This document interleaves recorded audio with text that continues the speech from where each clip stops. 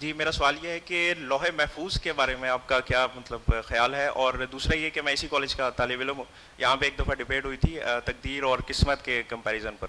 تو اس میں ایک چھوٹا سا انہوں نے واقعہ ایک کوٹ کیا تھا ہمارے استاد نے کہ جی حضرت موسیٰ علیہ السلام ایک دفعہ گزر رہے تھے اور دو میاں بیوی تھے اور ان کے پاس کھانا نہیں تھا، تو انہوں نے دعا فرمائی اور اگلے 2 ہفتے بعد جب وہ گزرے یا 1 ہفتے بعد گزرے تو کھانا بڑھتا گیا، مطلب کھانا تھوڑا تھا لیکن وہ بڑھتا گیا.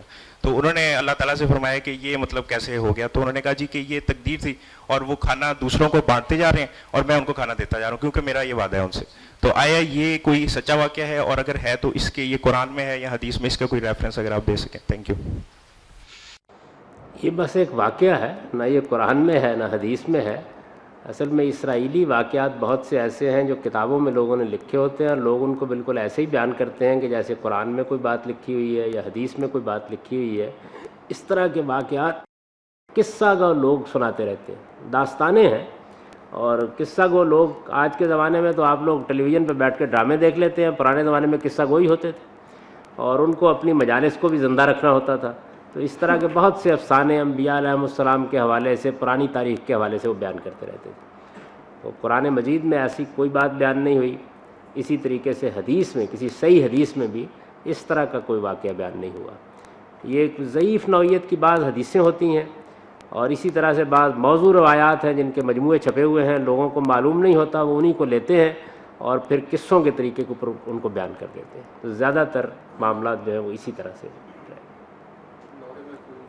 لوح محفوظ کے بارے میں یہ بات سمجھ لیجئے کہ اللہ تعالیٰ نے قرآن مجید میں ہم کو یہ بتایا ہے کہ یہ قرآن کسی شیطان کی دراندازی سے بالکل پاک ہے. جب اللہ تعالیٰ نے اس کو جبریل امین کو دیا تو ایک ایسی محفوظ جگہ سے دیا کہ جس میں کسی شیطان کے لیے داخل ہونے کا کوئی امکان نہیں ہے. پھر جبریل امین اس کو لے کر آئے کہ جن کا معاملہ یہ ہے کہ وہ امین ہیں اور مطاع ہیں، کسی کو یارہ نہیں ہے کہ ان کے لائے ہوئے قرآن میں درمیان میں کوئی مداخلت کر دے. اور پھر یہ رسول اللہ صلی اللہ علیہ وسلم کے سینے پر اتارا گیا اور صحابہ کرام نے اپنے اجماع سے اس کو دنیا کو منتقل کر دیا اور قرآن نے اعلان کیا کہ کوئی باطل نہ اس میں دائیں سے داخل ہو سکتا ہے نہ بائیں سے داخل ہو سکتا ہے.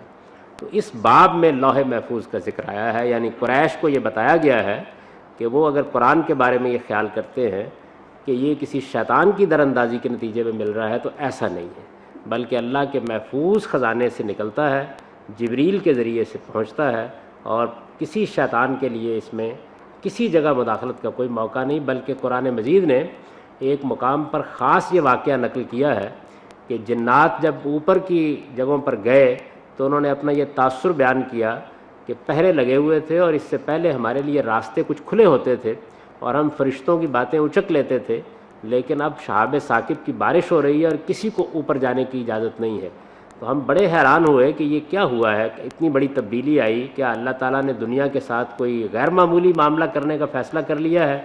تو اسی تلاش میں تھے کہ معلوم ہوا کہ قرآن نازل ہو رہا ہے.